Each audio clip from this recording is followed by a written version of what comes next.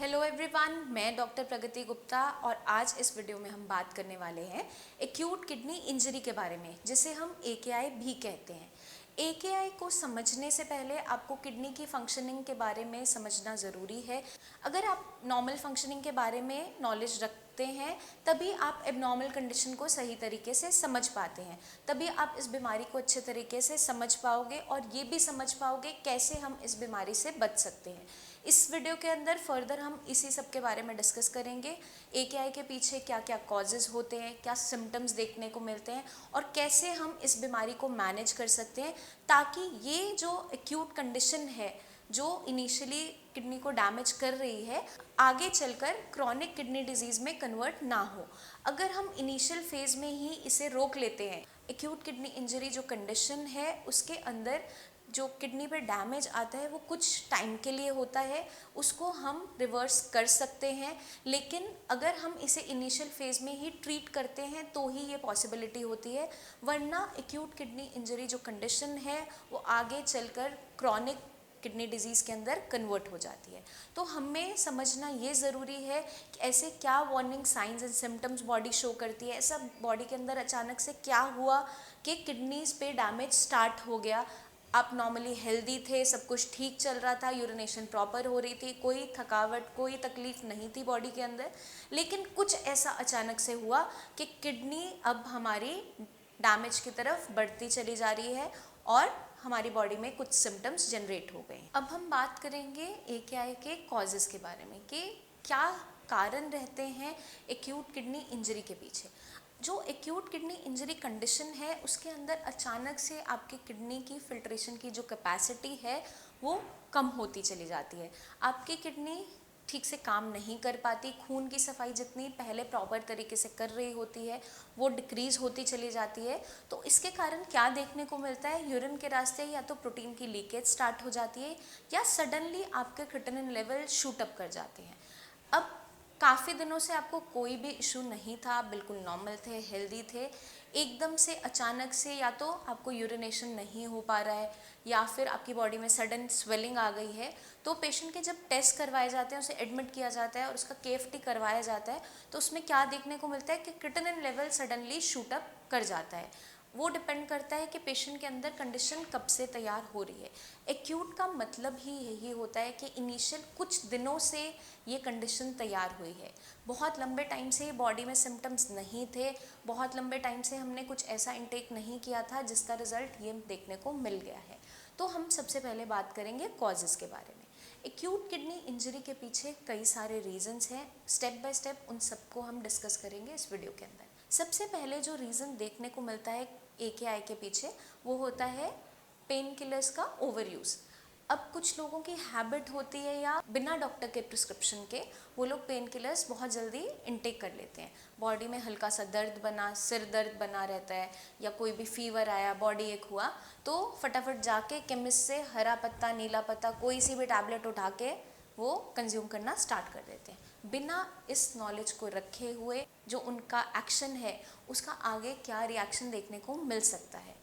अब जो लोग बहुत लंबे टाइम से पेन किलर्स का यूज़ कर रहे होते हैं बिना डॉक्टर के प्रिस्क्रिप्शन से या फिर अपनी मर्ज़ी से खा रहे हैं दवाई, ओवर द काउंटर जो ड्रग्स यूज़ कर रहे हैं, उन्हें नहीं पता कि उसका साइड इफ़ेक्ट देखने को क्या मिलेगा। कुछ ऐसे नेफ्रोटॉक्सिक ड्रग्स होते हैं जो किडनी को डैमेज कर देते हैं। कुछ डैमेज इनिशियल फेज़ के लिए कुछ देर के लिए होता है और कुछ डैमेज परमानेंट हो जाता है। तो अगर हम लॉन्ग टर्म से ये प्रैक्टिस करते चले जा रहे हैं तो कुछ केसेस जो देखने को मिलते हैं एनाल्जेसिक अब्यूज़ के, एनाल्जेसिक नेफ्रोपैथी के, वो आगे चल के क्रॉनिक किडनी डिजीज़ में कन्वर्ट हो जाते हैं। अगर इनिशियल फेज़ में हम इसे पकड़ लेते हैं, इसे रोक लेते हैं, तो एक्यूट कंडीशन से हम क्रॉनिक तक ट्रैवल नहीं करते हैं।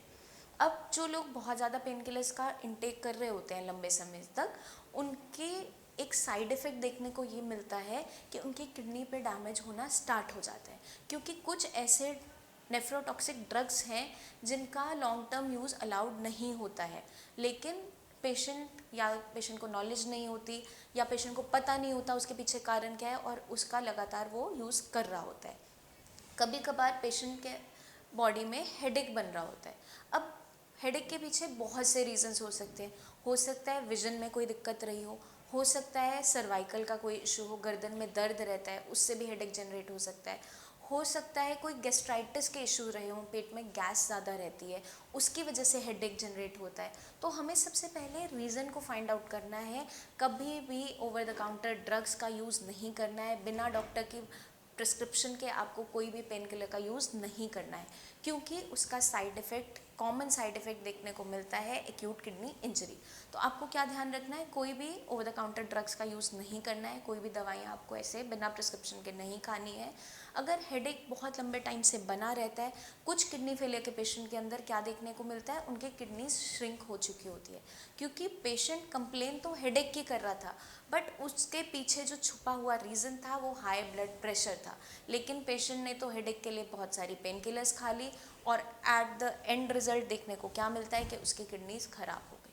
तो आपको कभी भी डॉक्टर की प्रिस्क्रिप्शन के बिना, गाइडेंस के बिना कोई भी मेडिसिन अपनी मर्ज़ी से नहीं खानी है।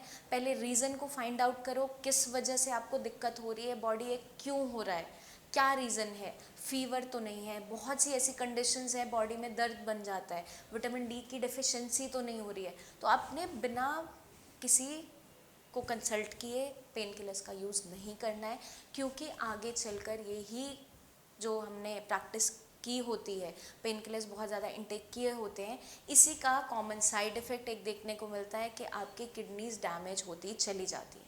तो हमें इसका खास ध्यान रखना है। अब हम चलते हैं नेक्स्ट कॉज के पीछे। कभी कभार क्या होता है कि आपके अचानक से यूरिनेशन रुक गई। अब यूरिनेशन अचानक से अगर रुकी है तो किडनी अचानक से शॉक के अंदर जाती है। अब उस कंडीशन में क्या देखने को मिलता है, सडनली आपका सीरम क्रिएटिनिन लेवल जंप कर जाता है। अब हमें देखना और समझना ये ज़रूरी है कि अचानक से यूरिनेशन रुकी क्यों। कई सारे कारण हो सकते हैं, उन सभी कारणों के बारे में मैं आपको आज समझाऊंगी। उसकी नॉलेज होना ज़रूरी है ताकि आप इस बीमारी से बच सकें। अब किसी को अगर यूरिनेशन ठीक तरीके से नहीं हो रहा है, कम हो रहा है या फिर अचानक से रुक गया है, तो ये बहुत बड़ा वार्निंग साइन होता है कि आपकी किडनी कोई ना कोई डैमेज उठा रही है। क्योंकि सडनली यूरिनेशन स्टॉप होना कोई छोटी चीज़ नहीं है। आपकी बॉडी में अचानक से वेस्ट मटेरियल अक्यूमुलेट होने स्टार्ट हो जाते हैं, क्योंकि नॉर्मली यूरिनेशन के थ्रू, यूरिन के रास्ते ही सारी गंदगी बॉडी से बाहर जाती है। तो इसके पीछे कई सारे कारण हो सकते हैं, यूरिनेशन कम होने के पीछे या स्टॉप होने के पीछे। अगर आपके यूरिनरी ट्रैक्ट के अंदर आपकी किडनीज है, किडनी के नीचे यूरेटर जाती हैं जो पेशाब को ब्लैडर के अंदर फिलअप करती हैं, और यूरेथ्रा के थ्रू बाहर हम यूरिन को पास आउट करते हैं।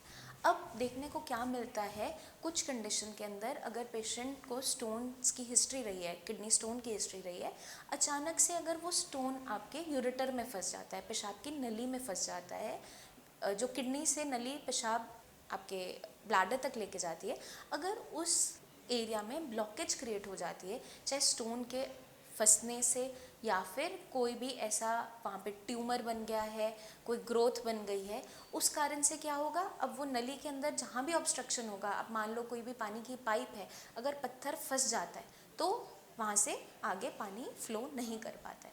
अब अगर वहाँ पे ऑब्स्ट्रक्शन कॉज हो गई तो या तो आपकी यूरिनेशन कम हो जाती है या अचानक से रुक जाती है और पेशेंट एक इमरजेंसी कंडीशन में पहुँच जाता है। तो हमें इन कंडीशंस के बारे में नॉलेज होना ज़रूरी होता है। अब कुछ कंडीशन के अंदर क्या देखने को मिलता है, मेल पेशेंट्स के अंदर प्रोस्टेटोमेगाली एक बहुत कॉमन ऐसा कंडीशन होती है जिसके अंदर यूरिनेशन प्रॉपर तरीके से नहीं हो पाती है। अब मेल पेशेंट्स के अंदर जो प्रोस्टेट ग्लैंड होता है, अगर वो एनलार्ज हो जाता है, एजिंग के साथ ये नॉर्मली देखने को मिलता है पेशेंट्स के अंदर, एनलार्जमेंट ऑफ प्रोस्टेट ग्लैंड जो होती है वो कंप्रेशन डालती है आपके ब्लैडर के ऊपर, आपके यूरेथ्रा के ऊपर। उस कारण से क्या देखने को मिलता है, आपका यूरिन का जो फ्लो है वो प्रॉपर नहीं होता, यूरिन प्रॉपर तरीके से नहीं आ पाता, लास्ट में ड्रिबलिंग ऑफ यूरिन, बूंद बूंद करके यूरिन टपकता रहता है। तो इनकम्प्लीट इवैक्यूएशन जो होती है यूरिन की, पूरा यूरिन ब्लैडर के अंदर से खाली नहीं हो पाता, वो रिटेंशन होना स्टार्ट होता है, पीछे की तरफ किडनी पे प्रेशर डालता है और किडनी पे स्वेलिंग भी आने लग जाती है। इस कंडीशन के अंदर भी एक्यूट किडनी इंजरी देखने को मिलती है। अब कुछ कंडीशंस ऐसी होती हैं जिनके अंदर पेशेंट की बॉडी में रेडियो एक्टिव डाइज इंजेक्ट किए जाते हैं। वो ज़्यादातर देखा जाता है आपकी जो हम लैब इन्वेस्टिगेशंस करवाते हैं, जैसे सीटी स्कैन है, आपका डीटीपीए रीनल स्कैन है, वो आपने तभी करवाना है अगर आपको डॉक्टर रिकमेंड कर रहा है। अपनी मर्ज़ी से कभी भी आप ये स्कैन्स नहीं करवाएंगे, क्योंकि इन स्कैन्स को करने के लिए आपकी बॉडी में डाई इंजेक्ट किया जाता है, रेडियो एक्टिव डाई इंजेक्ट किया जाता है। जितना जितना एरिया में वो ट्रैवल करता है, कितने टाइम में वो ट्रैवल करता है, उस ऑर्गन की फंक्शनिंग को देखने के लिए उसको इस्तेमाल किया जाता है कि ऑर्गन कितनी देर में उसको फिल्टर आउट करते हुए बाहर निकाल रहा है। तो वो जो डाइज होते हैं वो नेफ्रोटॉक्सिक होते हैं, किडनी को डैमेज कर सकते हैं। तो उसी कंडीशन में वो टेस्ट करवाए जाते हैं जहाँ पेशेंट उन टेस्ट के लिए सेफ़ है और आगे चल के उन्हें कोई दिक्कत क्रिएट ना हो। तो हमें क्या ध्यान रखना है, कभी भी अपनी मर्ज़ी से ये टेस्ट नहीं करवाने हैं।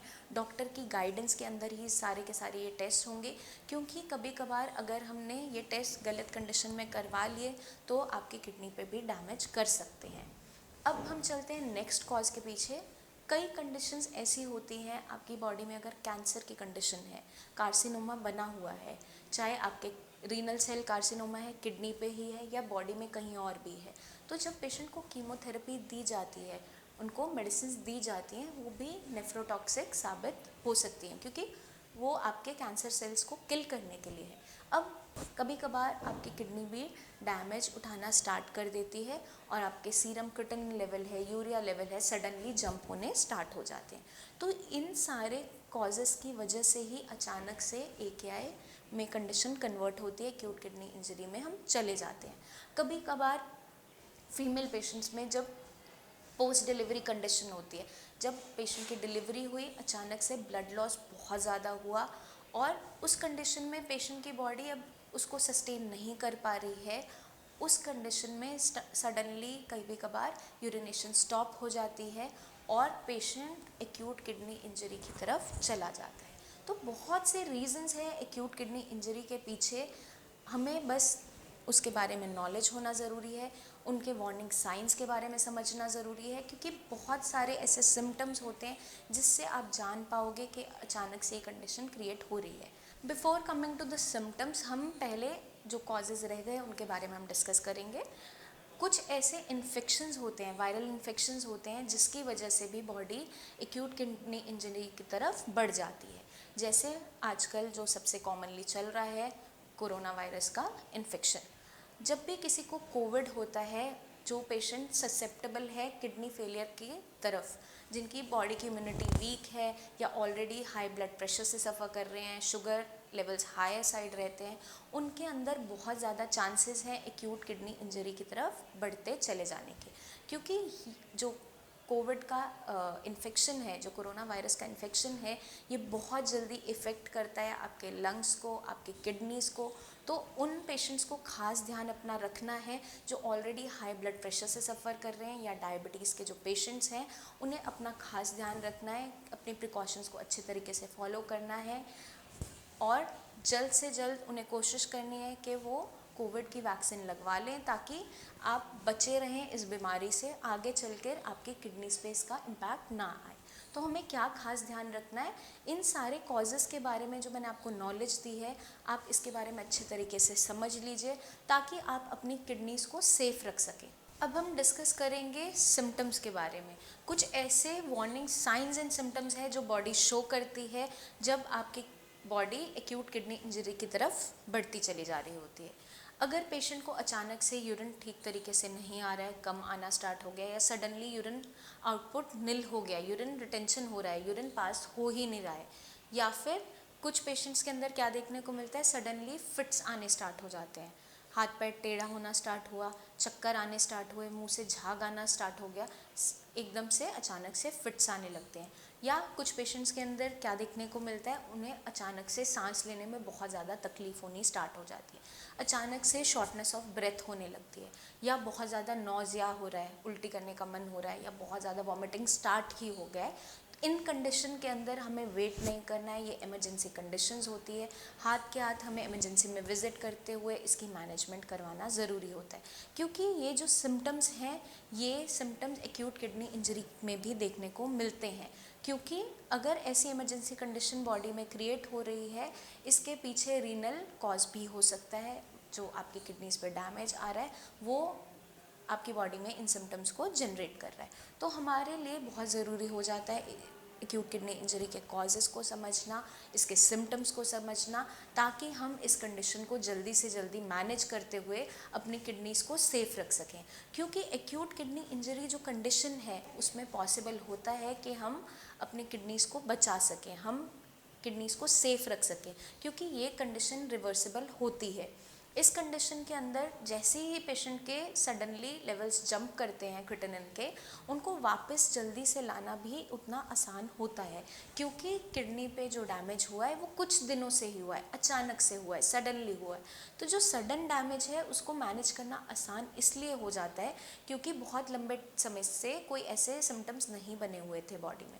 तो हमें इसकी मैनेजमेंट इनिशियल स्टेप पे ही करना ज़रूरी है, इस बीमारी को पहचानना ज़रूरी है। अगर हम इस बीमारी को इनिशियल फेज़ में ही रोक लेते हैं, आगे चलकर आपकी किडनीज डैमेज से बचती चली जाती हैं और आगे चलकर उसकी फिल्ट्रेशन पे उतना ज़्यादा इम्पैक्ट नहीं आता है, हम किडनीज को बचा सकते हैं। तो इस बीमारी के पीछे छुपे कारण को समझना ज़रूरी है, उनके क्या सिम्टम्स होते हैं, कैसे हम मैनेज कर सकते हैं।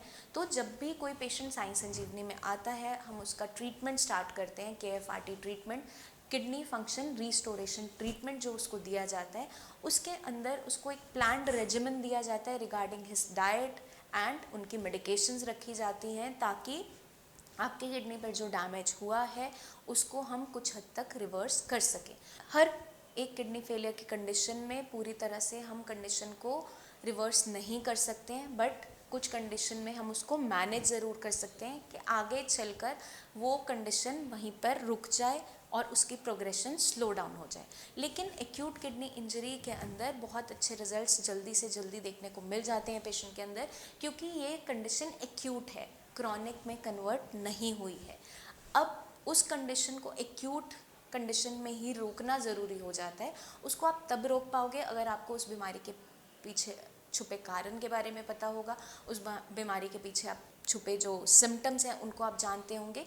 तो आपके लिए मैं ये वीडियो इसीलिए लाई हूँ ताकि मैं अवेयरनेस ला सकूँ इस बीमारी के लिए, क्योंकि बहुत से पेशेंट्स इस बीमारी से सफ़र कर रहे होते हैं और इनिशियल फेज़ में ये पकड़ में नहीं आती है, आगे चलकर परमानेंटली उनकी किडनी डैमेज हो जाती है। तो ज़रूरी ये हो जाता है इनिशियल फेज़ में इसको कर्ब करना, रोकना, ताकि आपकी किडनीज़ आगे के लिए हेल्दी रहें।